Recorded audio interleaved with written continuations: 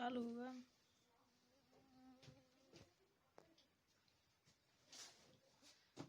हार्दिक अभिनंदन। आज हमारे चलचित्र माध्यम से आप सभी के पास हमारी वाणी द्वारा रस प्रकरण का सिद्धांत को बताया जाएगा। आज प्रथम दिवस है। चलिए हम लोग आज समझते हैं काव्यगत सौंदर्य के तत्व के अंतर्गत रस प्रकरण क्या है। रस प्रकरण अर्थात रस टॉपिक। ठीक, तो आज हम इसकी परिभाषाओं को समझते हुए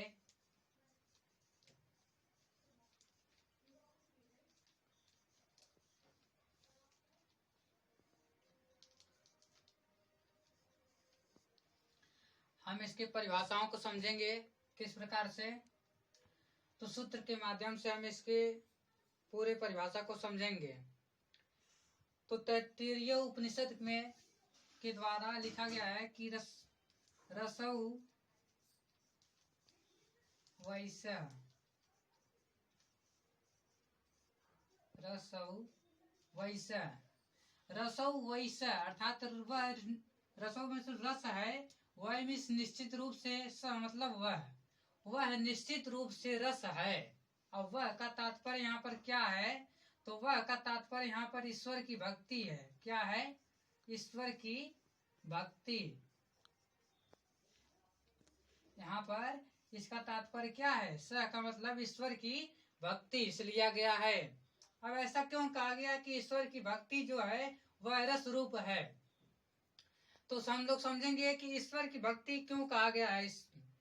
तो ईश्वर की भक्ति इसलिए रस कहा गया है कि ईश्वर की भक्ति में वह अलौकिक सुख है जो हमको आनंदित कर देती है।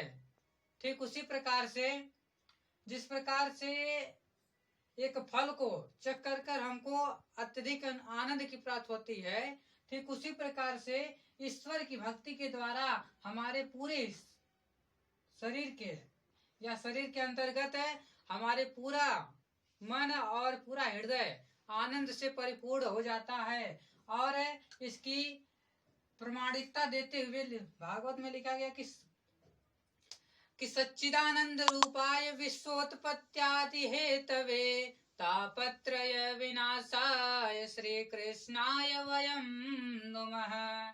कि ईश्वर का जो स्वरूप है सच्चिदानंद अर्थात सच्चित आनंद, कि जिसका हृदय सत्य से भर जाता है वह आनंदित हो जाता है। अर्थात जिसको पूरे इस संसार में क्या सत्य है या उसको इस संसार की वास्तविकता के बारे में जब किसी व्यक्ति को पता चल जाता है तो वह माया में न फंसकर प्रभु की भक्ति में लीन हो जाता है। और प्रभु की भक्ति में जब वह लीन होता है तब उसे आनंद की प्राप्ति होती है।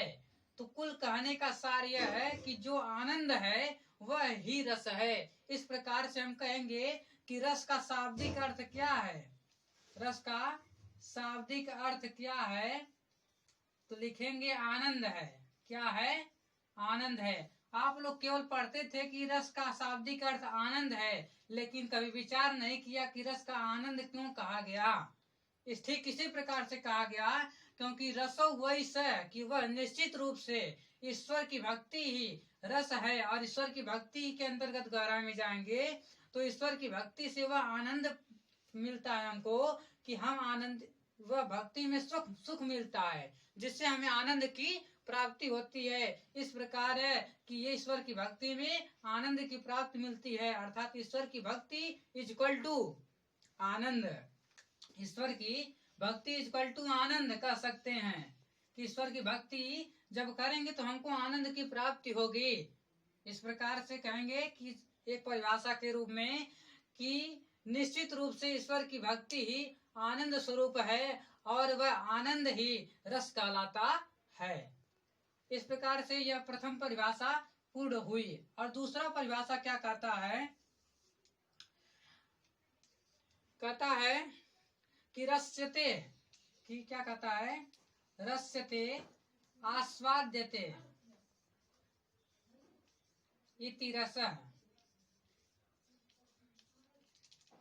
कहता है रस्वते आस्वाद्यते इति रस, कि जो आस्वाद्य योग्य है अर्थात ग्रहण करने योग्य है वह ही रस है, अर्थात ग्रहण किया जाता है। हमारे वास्तविक रूप में देखा जाए तो ईश्वर की भक्ति ही ग्रहण करने योग्य है, और ईश्वर की भक्ति भी 9 प्रकार की होती है। राम जी ने बताया है कि जो भक्ति होती है वह 9धा होती है, अर्थात 9धा भक्ति अर्थात 9 प्रकार की भक्ति होती है। उसके द्वारा ही हमें पदार्थ के रूप में उस भक्ति को कह सकते हैं कि एक प्रकार से पदार्थ है जिसको ग्रहण करने के पश्चात हमको आनंद की प्राप्ति होती है। और रसते इसीलिए कहा गया कि रसते आस्वाद्यते, जो ग्रहण करने योग्य है वह ही रस है। इस प्रकार कहेंगे कि जो ग्रहण करने योग्य है वह रस कहलाता है। और रस को, अब रस को क्यों ग्रहण करने योग्य कहा गया, या रस को ग्रहण करने से क्या तात्पर्य है, तो रस कैसे ग्रहण किया जाता है, शब्दों काव्य के अंतर्गत हम शब्दों के माध्यम से आनंद की अनुभूति करते हैं, अर्थात उस आनंद को, अर्थात उस रस रूपी जो काव्य में शब्द दिए गए हैं उस शब्द के माध्यम से, अर्थात शब्द के माध्यम से हम रस को अनुभूति करते हैं, रस का आस्वादन करते हैं। अर्थात इस प्रकार से कह सकते हैं कि रस एक प्रकार का पदार्थ है काव्य में, जिसे हम ग्रहण करने के पश्चात हमारा हृदय रोमांचित हो जाता है या आनंदित हो जाता है। चलिए, रस किस की परिभाषा हमने समझा, और एक तीसरी परिभाषा हम लोग समझ सकते हैं, या इसको कहते हैं हिंदी में कह सकते हैं कि जब किसी काव्य, नाटक या उपन्यास को पढ़ने से या सुनने से या देखने से हमारे अंदर आनंद की अनुभूति हो जाती है या आनंद की अनुभूति होती है, तब उसे हम रस कहते हैं। चलिए, यह तो हुआ रस की परिभाषा। अब इसके बारे में और हम लोग जानेंगे।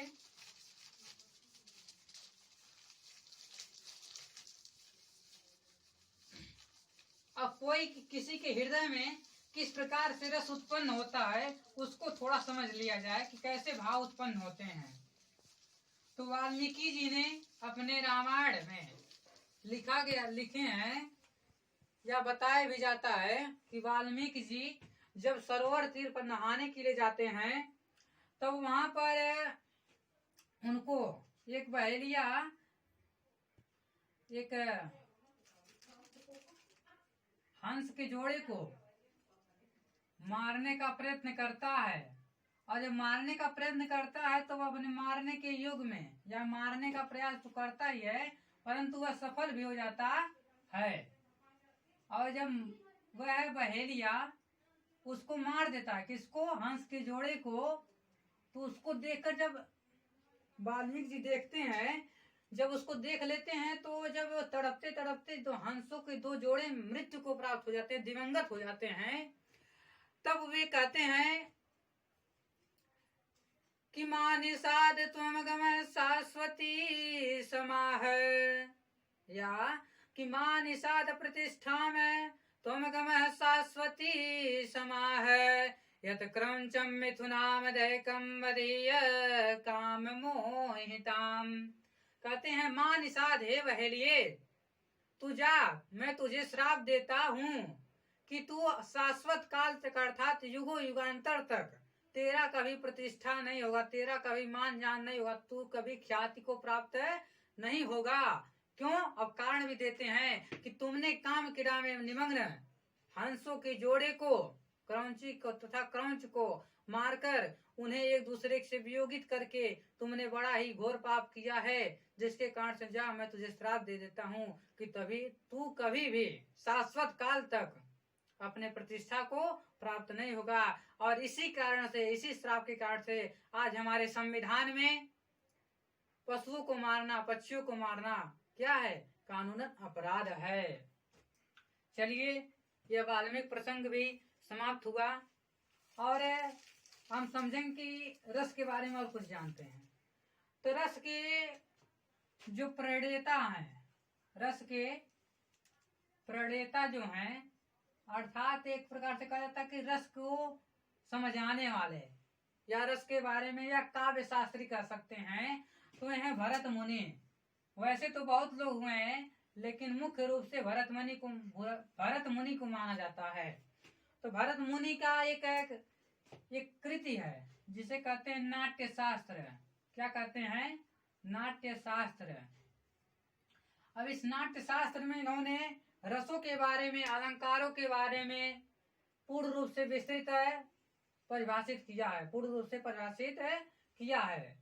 अब हम ये क्यों बता रहे हैं? क्योंकि ये परीक्षा में पूछा भी जाता है कि ये भरत मुनि कौन थे, या भरत मुनि की कृति के बारे में बताइए, या उनकी कृति क्या है। नाट्य शास्त्र लिखेंगे कि इनकी कृति है। और इसमें कुल 36 अध्याय हैं। अब एक बहुविकल्पी में आ जाता है कि कितने अध्याय हैं, तो 36 अध्याय हैं। ठीक। तो कौन है? इनके अनुसार रस कितने प्रकार के हैं? 9 हैं। कितने हैं? 9 हैं। और कौन कौन से हैं? तो कहते हैं कि श्रृंगार हास्य करुण रौद्र वीर भयानक विभत्साद्भुत शांतस्य नवनाट्ये रसा स्मृता है। कहते हैं श्रृंगार हास्य करुण रौद्र वीर भयानक विभत्स अद्भुत शांत, यह 9 प्रकार के नाट्य शास्त्र में रस को बताया गया है। कौन कौन सा है आप लोग लिख लीजिए। श्रृंगार हास्य करुण रौद्र वीर भयानक विभत्स अद्भुत शांत, यह 9 प्रकार के रस नाट्य शास्त्र में बताए गए हैं या अवगत कराए गए हैं। अब रस के अंग क्या हैं? क्या है? कि रसावयव।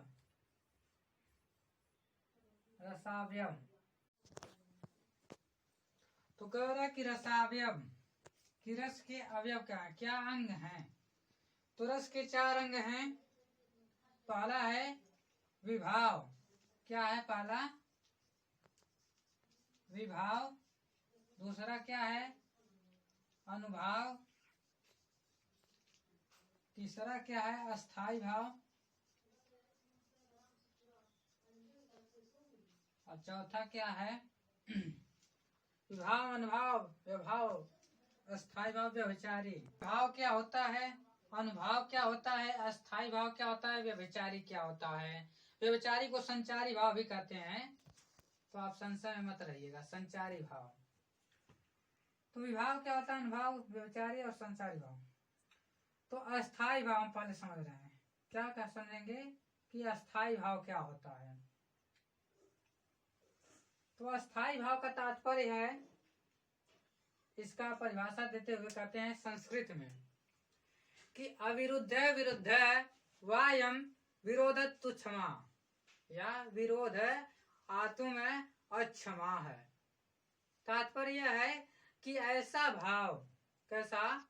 ऐसा भाव जो किसी के विरोध में ना हो, या कि ऐसा भाव जो एक बार उद्दीप्त हो जाए तो उसको कोई रोक न सके। अविरुद्धा विरुद्धायाम, कि विरोध को भी अविरोध कर दे। अर्थात कोई किसी को रोक, जैसे एक ट्राली को हम रोकने का प्रयास करते हैं लेकिन वो चलते जाता है, अर्थात विरुद्ध के विरुद्ध अविरुद्ध हो रहा है। कहने का तात्पर्य है कि ऐसा भाव जो एक बार जग जाए तो वह स्वतः के अलावा किसी अन्य के द्वारा सांत्वना भले दिया जा सकता है, लेकिन रुक नहीं सकता है। अर्थात ऐसा भाव जो दूसरे स्वयं से जग जाए और दूसरे के द्वारा सांत्वना देने पर भी कुछ क्षण के लिए रुके, लेकिन पूर्ण रूप से न रुके, और स्वतः ही अपने आप ही वह, अर्थात अपने मन के अनुसार ही जब उसका मन करे तभी रुके, तो उसे ही हम कहते हैं अस्थाई भाव। कहने का पूरा सार है कि कहते हैं कि यह वे भाव होते हैं जो एक बार उद्दीप्त हो जाएं तो रोके नहीं रुकते हैं। यह हमारे हृदय में सुसुप्तावस्था में होते हैं। सुसुप्तावस्था में होते हैं। कह रहा है कि यह हमारे हृदय में सुसुप्तावस्था में होते हैं। तो सुसुप्तावस्था का तात्पर्य क्या है? कि सोए हुए अवस्था में। किस अवस्था में? तो सोए हुए अवस्था में हमारे हृदय के अंदर विद्यमान रहते हैं। और कह रहा है कि यह जब हम जन्म लेते हैं तभी से यह हमारे हृदय में आ जाता है और इसको उद्दीप्त करने के लिए किसी की आवश्यकता होती है। तो उसे आगे पढ़ेंगे क्या कहते हैं। इन्हीं के चारों में से कोई होगा। ठीक, तो कौन होगा तो अब बताएंगे। अस्थाई भाव हो गया। अब दूसरा है विभाव क्या होता है। तो दूसरा विभाव है, तो कहेंगे कि विभाव क्या है। तो चलिए देखते हैं।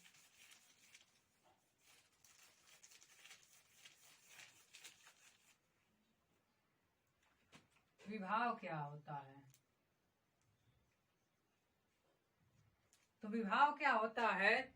तो विभाव का मतलब होता है, देखिए, रत्याद बोधका लोके विभावा काव्य नाट्यो है। आप लोग इस परिभाषा को लिखते चलेंगे संस्कृत में भी, क्योंकि जो हमारी हिंदी भाषा है वह संस्कृत से ही उद्धृत हुई है, या संस्कृत से ही इसका अस्तित्व आया है। इसका हिंदी का अस्तित्व है संस्कृत से ही है। इसलिए हम संस्कृत के माध्यम से भी इसका अल्प रूप में या अल्प मात्रा में अध्ययन करेंगे। अधिकांश हम हिंदी ही का वाचन करेंगे, लेकिन कुछ बातें संस्कृत में भी हम लोग को जानना परम आवश्यक है। तो आप लोग लिखेंगे परिभाषा कि रत्यादु बोधका लोके विभावा काव्य नाट्योः। आप परिभाषा लिख लिए, आशा करते हैं।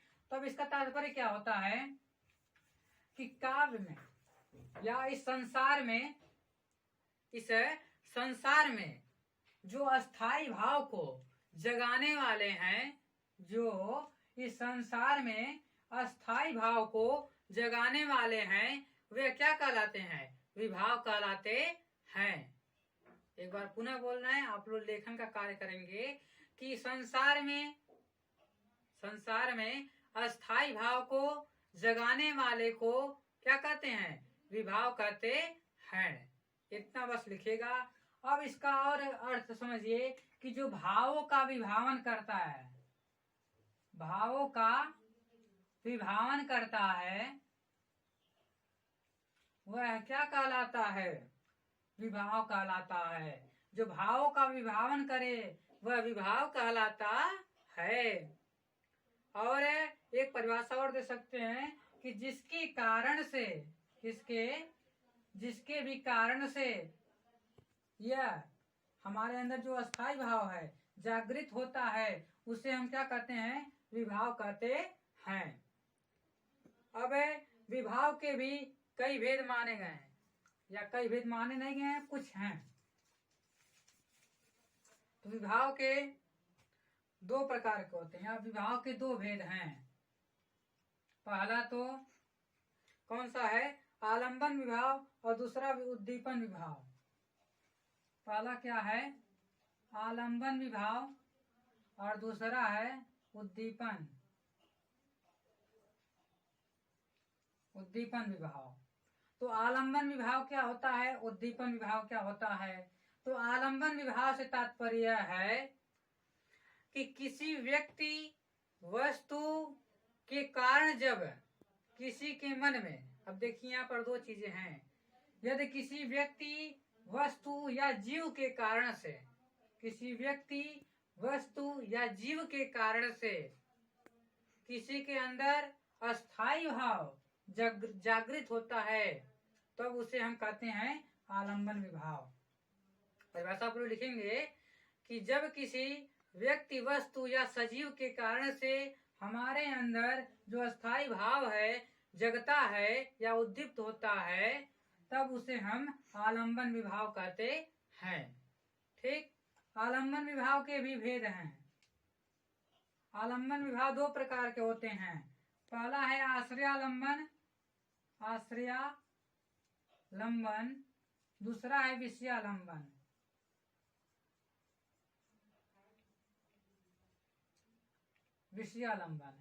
तो कह रहा है कि अब देखिए आलंबन तो है, आलंबन तो इसमें जुटेगा ही।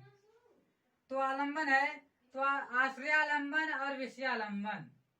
तो आश्रयालंबन क्या होता है, तो आश्रयालंबन जिसके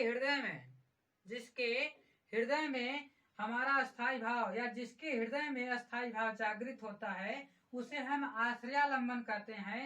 और जिसके कारण से, अब देखिए विषयालंबन का तात्पर्य क्या है कि जिसके हृदय में जगे उसे आश्रयालंबन, और जिसको देख चला बोला और कह रहा कि पुनः समझिए क्या कि आश्रयालंबन क्या होता है, विषयालंबन क्या होता है। तो आश्रयालंबन का तात्पर्य है जिसके हृदय में अस्थाई भाव उद्दीप्त होता है, और विषयालंबन का तात्पर्य है जिसको देखकर हमारे हृदय में अस्थाई भाव जग रहा है, उस व्यक्ति को ही क्या कहते हैं, विषयालंबन कहते हैं। अब उद्दीपन विभाव किसे कहते हैं, तो जो अस्थाई भाव जग रहा है उसको जो उद्दीप्त करता है,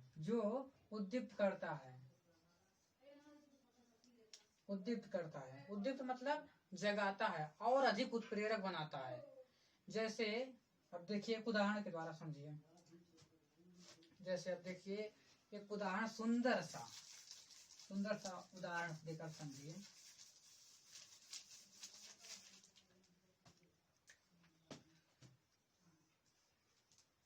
शेर को देखकर